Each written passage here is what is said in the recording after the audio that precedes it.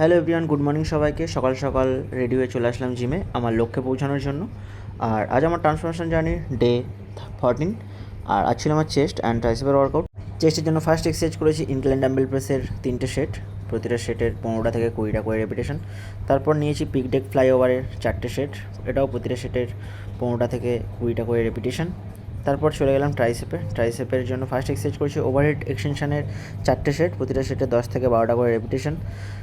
ট্রাইসেপের জন্য second exchange করেছি বার push ডাউনের 3টে সেট, প্রতিটা সেটের 12 থেকে 15টা করে রেপিটেশন। আর আমার ট্রাইসেপের কিছু এক্সচেঞ্জ এসছে কি না অবশ্যই কমেন্টে জানিও।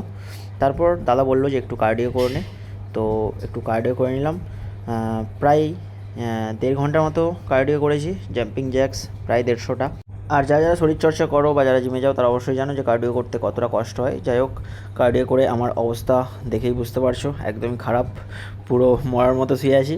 আর এটাই ছিল আমার ডে 14-এর রুটিন। আর আমার ভিডিওটা এই অবধি দেখার জন্য অনেক অনেক থ্যাংক ইউ। সবাই ভালো থেকো, হেলদি থেকো, ফাটি ওয়ার্কআউট করো।